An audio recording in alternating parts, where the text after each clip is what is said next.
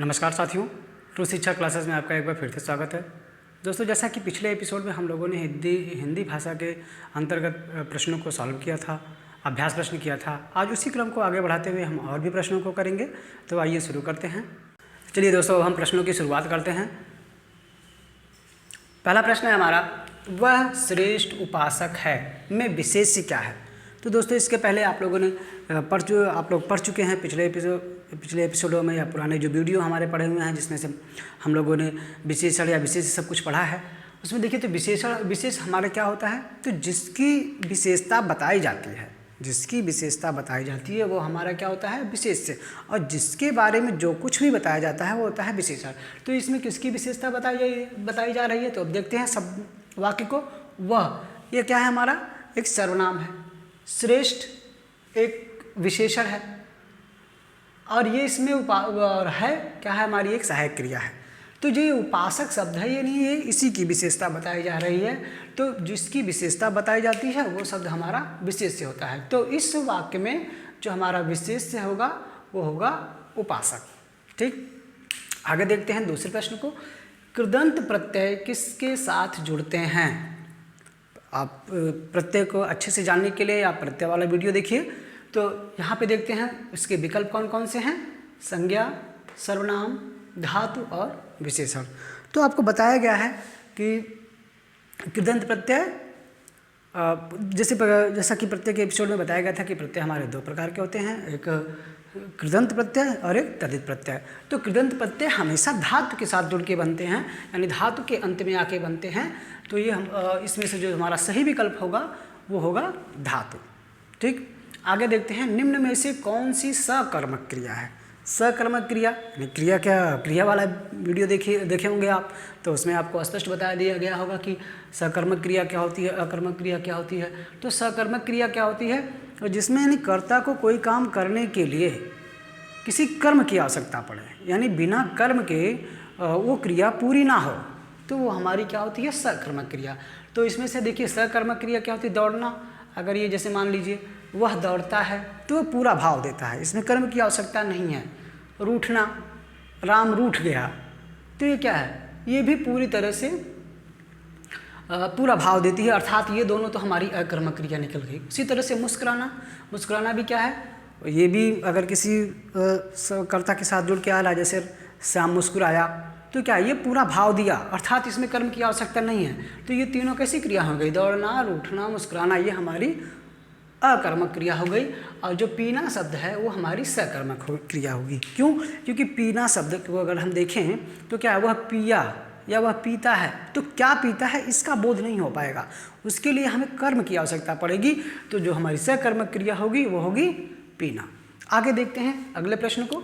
वह स्वतः ही जान जाएगा में वह सर्वनाम है। मतलब ये जो हमारा वाक्य है, वह स्वतः जान जाएगा, इसमें जो वह शब्द है वो क्या है, वो पुरुषवाचक सर्वनाम है, संबंधवाचक सर्वनाम है, कि निजवाचक सर्वनाम है, कि अनिश्चयवाचक सर्वनाम है। ठीक है, तो सर्वनाम का एपिसोड आप देखिए, आपको उसमें पूरा सर्वनाम क्लियर हो जाएगा।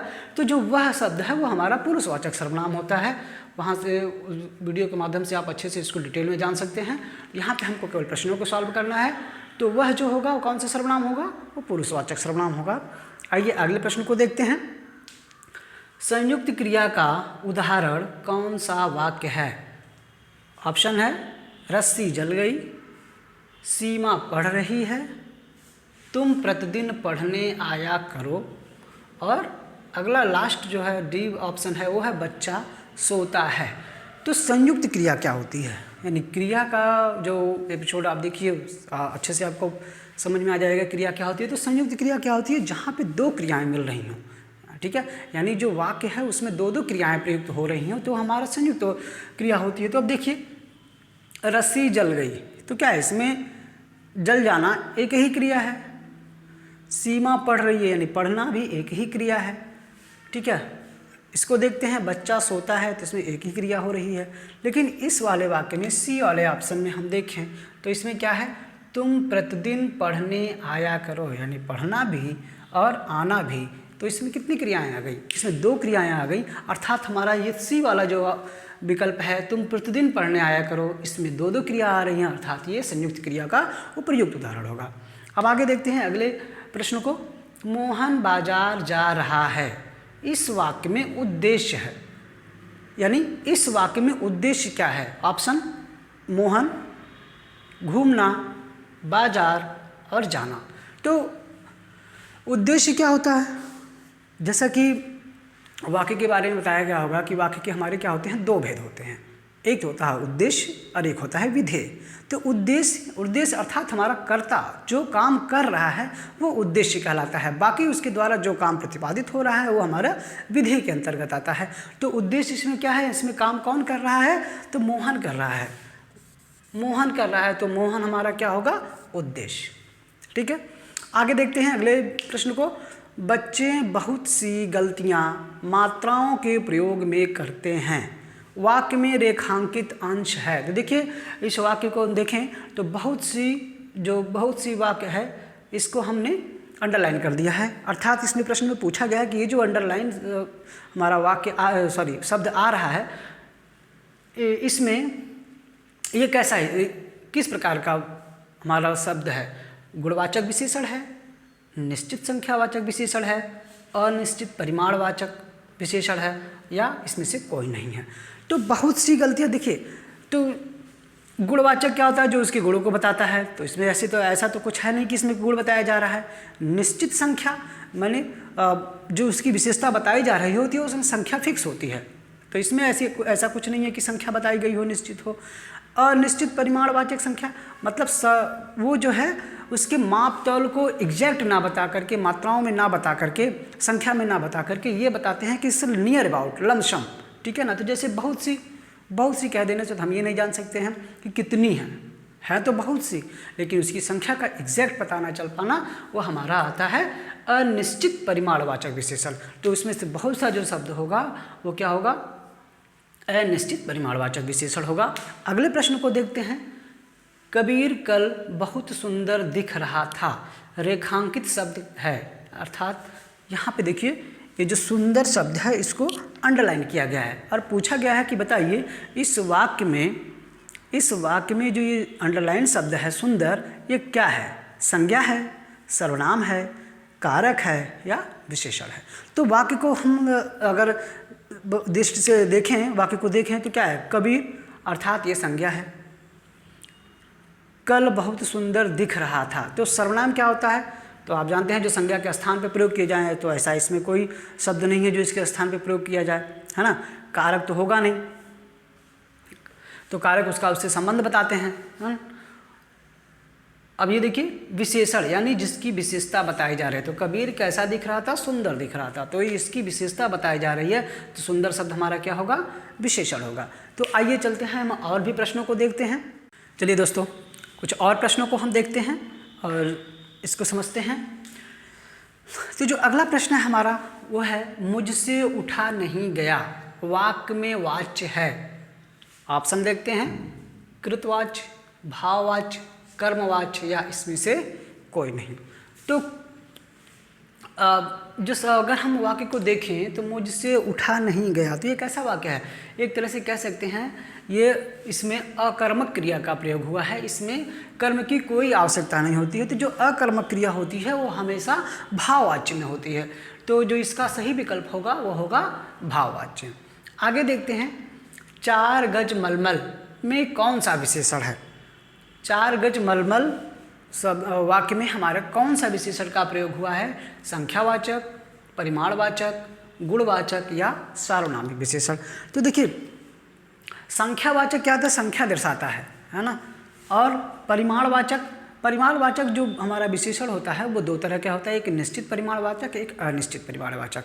ठीक, तो इसमें निश्चित और गुणवाचक विशेषण क्या होता है? जो इसके गुणों को बताता है। सार्वनामिक सर्वनाम से संबंधित है। तो जो हमारा परिमाणवाचक होता है निश्चित और अनिश्चित दो विशेषणों को बताता है, अनिश्चित परिमाणवाचक और निश्चित परिमाणवाचक। तो अनिश्चित परिमाणवाचक में क्या होता है? माप तौल की चीज़ें होती हैं जिसकी कोई निश्चितता नहीं होती है। और निश्चित परिमाणवाचक बोधक में क्या होता है? उसके साथ संख्या निर्धारित होती है, लेकिन वो भी जो उसका माप तौल होता है वो इसके एक यूनिट में, इकाई के रूप में होती है। तो जो 4 गज मलमल वाक्य है हमारा, सब वाक्य खंड है, उसमें परिमाणवाचक विशेषण का प्रयोग हुआ है। आगे देखते हैं, व्युत्पत्ति के आधार पर संज्ञा के कितने भेद होते हैं। वैसे देखिए, आप लोगों ने संज्ञा जब पढ़ा होगा तो संज्ञा के आपने 5 भेद देखे होंगे, लेकिन जो व्युत्पत्ति के आधार पर जब भी पूछा जाएगा तो हम व्युत्पत्ति के आधार पर केवल 3 प्रकार के संज्ञा को पढ़ते हैं। एक हमारा व्यक्तिवाचक, जातिवाचक और भाववाचक। यानी व्युत्पत्ति के आधार पर संज्ञा के केवल 3 ही भेद बताए गए हैं, व्यक्तिवाचक, जातिवाचक और भाववाचक। आगे देखते हैं अगले प्रश्न को, हिंदी के शब्दों का लिंग निर्धारण किसके आधार पर होता है।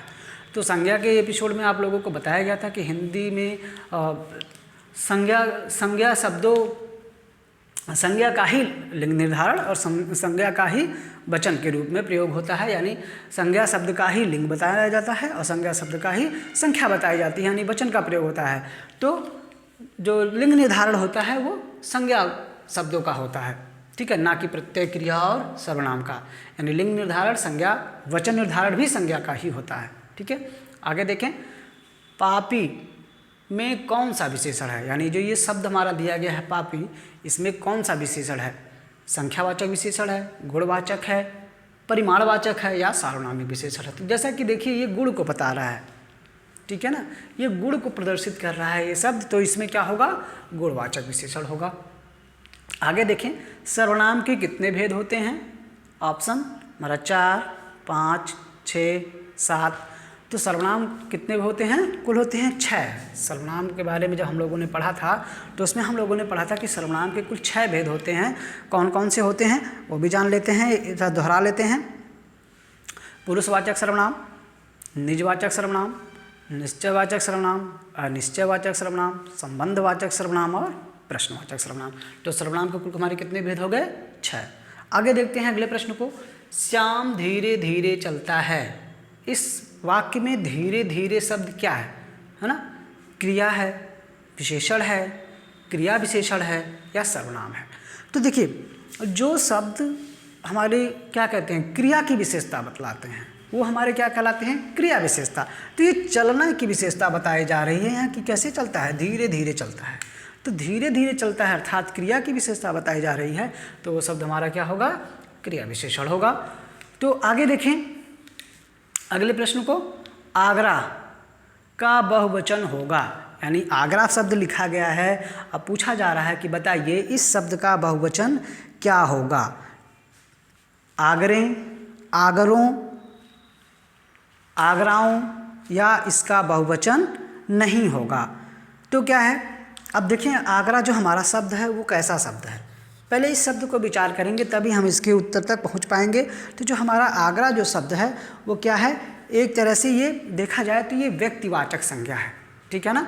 तो जो व्यक्तिवाचक संज्ञा है, तो संज्ञा प्रयोग के नियम में हम लोगों ने पढ़ा था कि व्यक्तिवाचक संज्ञा का बहुवचन नहीं बनता है। तो इसका क्या होगा, जो सही विकल्प होगा वो होगा कि इसका बहुवचन नहीं होगा, ठीक। दोस्तों, अगर आपको प्रश्नों को अच्छे से करना चाहते हैं तो आपको इसके इन चैप्टरों पे आधारित संज्ञा, सर्वनाम, क्रिया विशेषण पे आधारित जो कुछ वीडियो आपको प्रोवाइड किए गए हैं, आप उनको पूरा देखें, तभी आप प्रश्नों को और अच्छे से कर सकते हैं। आइए चलते हैं, हम और प्रश्नों को देखते हैं। चलिए दोस्तों, इसी क्रम में कुछ और प्रश्नों को देखते हैं और समझते हैं। तो अगला हमारा जो प्रश्न है वह है, प्रायः बहुवचन में प्रयुक्त होने वाला शब्द है। प्रायः बहुवचन में प्रयुक्त होने वाला शब्द है, विकल्प क्या है, देव, नक्षत्र, छात्र और प्राण। यानी इन चारों शब्दों में से ऐसा कौन सा शब्द है जो बहुवचन में प्रयुक्त होता है। तो देखा जाए विकल्पों पे हम ध्यान दें तो देव, छात्र, नक्षत्र, ये जो हमारे तीनों जो शब्द दिए गए हैं ये एक वचन में प्रयुक्त होते हैं। लेकिन ये जो प्राण शब्द है ये बहुवचन होता है, यानी प्राण शब्द का बहुवचन प्राण ही होता है, प्राण का एक वचन भी प्राण ही होता है, ठीक। यानी ये प्राण शब्द जो है एक वचन और बहुवचन दोनों में प्रयुक्त किया जाता है। अब आगे देखते हैं अगले प्रश्न को, मुझसे खड़ा भी हुआ नहीं जाता, इस वाक्य का वाच्य होगा। विकल्प को देखें, भाववाच्य, कर्मवाच्य, कृतवाच्य या अन्य। तो देखिए वाक्य में जिसमें भावार्थ, देखिए मुझसे खड़ा भी हुआ नहीं जाता, इस अर्थात इसका भाव क्या आ रहा है, इसका भाव आ रहा है कि यह व्यक्ति अस्वस्थ है। ठीक है, अस्वस्थ है अर्थात इसमें भाववाच्य है। ठीक है, आगे देखते हैं। वीर शब्द का स्त्रीलिंग क्या है? तो वीर का स्त्रीलिंग वीरांगना होता है। इसको आप जब स्त्रीलिंग पुल्लिंग जो लिंग पढ़ेंगे तो उसमें आप जानते ही होंगे कि वीर का स्त्रीलिंग क्या होगा? वीरांगना, ना कि वरांगना, ना वीरवती या वीर देवी, ये ऐसा नहीं होता, वो एग्जैक्ट है इसका वीरांगना। आगे देखते हैं। कवि का स्त्रीलिंग होगा। देखिए ये एक बहुत ही एक तरह से कह सकते हैं कि लगभग हर परीक्षा में इस तरह के प्रश्न पूछे जाते हैं स्त्रीलिंग का, खास करके कवि वाला पूछा जाता है। क्यों? क्योंकि इसमें से कन्फ्यूज़न हो जाती है लोगों को, अक्सर वो गलत विकल्प चुन के आते हैं। जैसे कवि का कवित्री, कवि या कवयित्री या कवियित्री, तो अक्सर लोग इन दोनों में कन्फ्यूज़न क्रिएट हो जाती है, इस विकल्प में और इस विकल्प में, क्योंकि ये दोनों तो नहीं होंगे। इस दोनों विकल्प में लोगों को कन्फ्यूज़न होती है और अक्सर लोग गलत विकल्प चुन लेते हैं। तो ध्यान रखिएगा, इस विकल्प में हमारा जो ये जो सी वाला विकल्प होगा कवयित्री, इसको देखें हम कवयित्री, ना कि कवियित्री, ये विकल्प जो होगा हमारा वो सही होगा। आगे देखें। निम्नलिखित में से पुल्लिंग शब्द कौन सा है? यानी 4 विकल्प हमको दिए गए हैं, इसमें से पूछा गया है कि ऐसा कौन सा शब्द है जो पुल्लिंग है, अर्थात उसमें से 3 शब्द होंगे जो स्त्रीलिंग के होंगे। तो देखें विकल्पों पे ध्यान दें। नदी, पानी, इलायची और प्यास। तो इनके अगर अर्थों को और इनके प्रयोग को देखें, वाक्य में इनके प्रयोग कैसे होते हैं, तो इसमें से पानी ही एक ऐसा शब्द है जो पुल्लिंग है। ठीक है, स्त्रीलिंग पुल्लिंग के आप चैप्टर से आप लोगों ने पढ़ा भी होगा। तो जैसे नदी बहती है, बहता है, तो भाव ही इसका क्या आ रहा है? स्त्रीलिंग का आ रहा है। तो बाकी ये तीनों शब्द जैसे नदी, इलायची और प्यास ये स्त्रीलिंग के शब्द हैं, और ये पानी जो शब्द है वो हमारा पुल्लिंग का है। आगे देखें। हंसना कैसी क्रिया है? सकर्मक क्रिया है, अकर्मक क्रिया है, संयुक्त क्रिया है या प्रणर्थक क्रिया है? तो जो क्रिया के एपिसोड में आपने पढ़ा भी होगा, देखा भी होगा कि क्रिया क्या होती है, उसके सभी प्रकारों को बताया गया था। तो उसमें हमारी सकर्मक क्रिया क्या होती है, जिसपे क्रिया का प्रभाव कर्ता पे पड़ता है, कर्ता पे न पड़ के कर्म पे पड़ता है, वो हमारी सकर्मक क्रिया। अकर्मक क्रिया क्या होती है? जिसमें जो हमारे द्वारा किए गए कार्य का प्रभाव कर्म पे न पड़ करके सीधे कर्ता पे पड़ता है। और संयुक्त क्रिया क्या होती है? जिसमें 2 क्रिया मिक्स होती है ना। और प्रणर्थक क्रिया क्या होती है? जिसमें खुद कार्य न करके अपनी प्रेरणा से किसी और के द्वारा कार्य कराया जाए, तो वो प्रणर्थक क्रिया होती है। तो हंसना क्या है? हंसना एक ऐसी क्रिया है जिसका प्रभाव कर्म पे न पड़ करके सीधे कर्ता पे पड़ेगा, तो अर्थात ये हमारी अकर्मक क्रिया होगी, इसमें कर्म नहीं होगा। आगे देखें हैं कारक का अर्थ क्या है। विकल्प देखें। कार्यकर्ता, क्रिया को करने वाला, कर वाला या फिर कार वाला या कारखाने वाला। तो कारक क्या होता है? कारक मतलब क्रिया को करने वाला, जो क्रिया को करे वो हमारा कारक होता है। तो इसमें सही विकल्प होगा बी, क्रिया को करने वाला। आगे देखते हैं कारक के कितने भेद होते हैं। तो आप लोगों ने कारक के एपिसोड में पढ़ा होगा कि कारक के कुल 9 भेद होते हैं, सबके उनके अलग अलग कारक चिन्ह होते हैं। तो कारक जो हमारा जो विकल्प होगा वो सी सही होगा। उसके आप डिटेल पढ़ सकते हैं वहाँ से जाके। 9 कारक, उसका प्रयोग क्या है, वाक्य में उनका प्रयोग कैसे होगा, कैसे हम उसके पहचानेंगे, तो आप कारक के एपिसोड से समझ सकते हैं। दोस्तों इसी क्रम में हम चलिए कुछ और भी प्रश्नों को देखें। चलिए दोस्तों कुछ और प्रश्नों को भी देखते हैं हम लोग। तो हमारा अगला जो प्रश्न है वह है निम्न में से अधिकरण कारक का प्रयोग हुआ है। विकल्प देखते हैं। वाहनारूढ़, गंगा जल, सत्ताधीश और रेखा चित्र। अब इसमें हमको ये बताना है कि इन चारों विकल्पों में से किसमें अधिकरण कारक का प्रयोग हुआ है। तो अधिकरण कारक क्या होता है हमारा? देखिए, अब कारक आपने पढ़ा होगा तो कर्ता ने कर्म को करण से संप्रदान के लिए अपादान से अलग होने के अधिकरण में अधिकरण में पय पर, यानी में पय पर का बोध होता है। तो वाहनारूढ़ का मतलब वाहन पर, अर्थात यहाँ पे हमारा क्या होगा? वाहनारूढ़। जो वाहनारूढ़ शब्द है वो क्या है? अधिकरण कारक का प्रयोग हुआ है। वाहनारूढ़ शब्द में अधिकरण कारक का प्रयोग हुआ है। आगे देखते हैं। को से किस कारक चिन्ह का बोध होता है? विकल्प कर्म कारक, करण कारक, संप्रदान कारक और अधिकरण कारक। तो जो कारक चिन्ह हम लोगों ने पढ़ा है, कर्ता ने कर्म को, यानी कर्ता जो है ने का उसका कारक चिन्ह होता है और कर्म का क्या होता है, को, तो इससे हमारा कर्म कारक हो जाएगा, यानी कर्म कारक में को का चिन्ह प्रयोग होता है। आगे देखते हैं, लड़का पेड़ से गिरा में कौन सा कारक है? विकल्प ध्यान दें, अपादान कारक, संप्रदान कारक, करण कारक और कर्म कारक। तो लड़का पेड़ से गिर रहा है अर्थात पेड़ से अलग हो रहा है, तो कौन से कारक का प्रयोग हुआ? तो देखिए, कर्ता कारक, कर्ता ने का बोध होता है, कर्म को, करण से, अपादान के लिए, ठीक है, संप्रदान करण से, संप्रदान के लिए, अपादान से अलग होने के अर्थ में, यानी अपादान का जो प्रयोग होता है वो अलग होने के अर्थ में प्रयोग होता है, अर्थात लड़का पेड़ से गिरा में कौन सा कारक होगा? अपादान कारक। ठीक है, आगे देखते हैं, किस वाक्य में अपादान कारक है? ठीक है, से व उसी तरह से इसको वाक्यों को हम ध्यान दें, राम ने रावण को तीर से मारा, या मोहन से अब सहा नहीं जाता। अगले विकल्प को देखें, चाकू से फल काटो, और लास्ट विकल्प हमारा हिमालय से गंगा निकलती है। तो अपादान कारक हमको क्या बताता है? अपादान कारक बताता है कि अलग होने का अर्थ, अर्थात उस चीज़ से उसको अलग हो रहा है। तो हिमालय से गंगा निकल रही है अर्थात उससे हिमालय से अलग हो रही है, तो ये हमारा विकल्प सही होगा। अपादान कारक हिमालय से गंगा निकलती है उसमें से है। ठीक है, आगे देखें, प्रागैतिहासिक शब्द में किस उपसर्ग का प्रयोग है? तो उपसर्ग क्या होता है और प्रत्यय क्या होता है? आप हमारे उपसर्ग और प्रत्यय वाले वीडियो को देखें तो उसमें से आपको स्पष्ट क्लियर हो जाएगा। तो उपसर्ग क्या होता है? किसी शब्द के पहले लग जाते हैं वो, यानी उसके पहले लग के उसके भाव को बदलते हैं। तो अब जैसे देखिए, प्रागैतिहासिक में प्राग का प्रयोग हुआ है, या प्राग का, या प्रा का, या प्रागैति का प्रयोग हुआ है।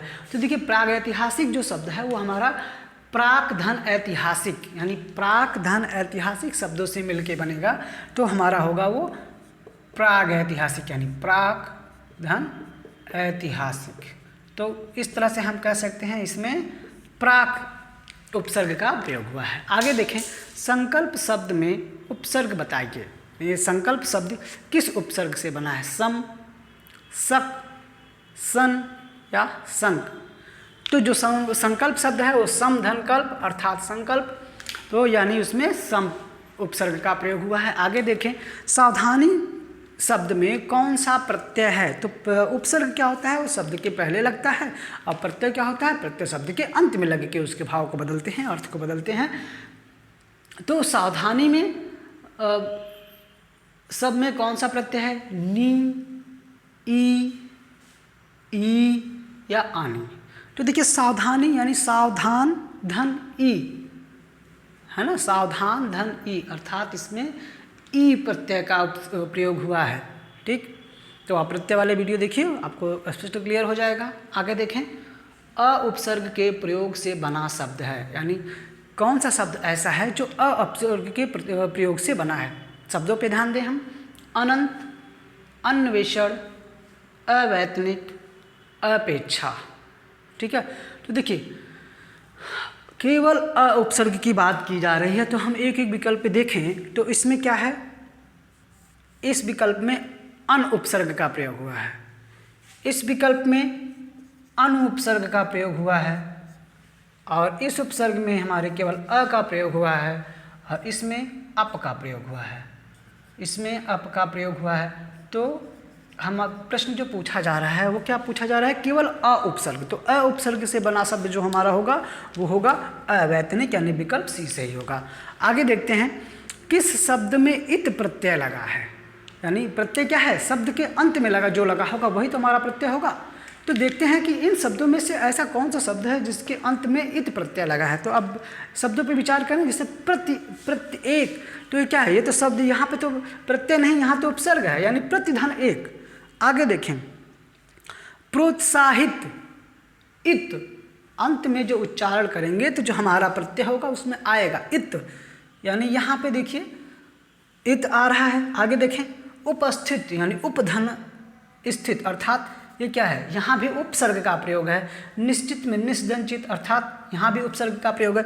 तो बाकी 3 विकल्पों में जो हैं प्रत्येक उपस्थित और निश्चित में उपसर्ग का प्रयोग हुआ है, जबकि प्रोत्साहित शब्द में इत प्रत्यय लगा हुआ है। तो इस प्रकार दोस्तों हम लोगों ने काफ़ी कुछ कोशिश किया है कि सभी चैप्टरों के जो महत्वपूर्ण प्रश्न हैं जो परीक्षा में आ चुके हैं हमको एक साथ पढ़ रहे हैं, ताकि कम समय में आपकी अच्छी तैयारी हो सके। तो दोस्तों मिलते हैं अगले एपिसोड में कुछ नए प्रश्नों के साथ, कुछ नए चैप्टर के प्रश्नों के साथ। तब तक के लिए नमस्कार।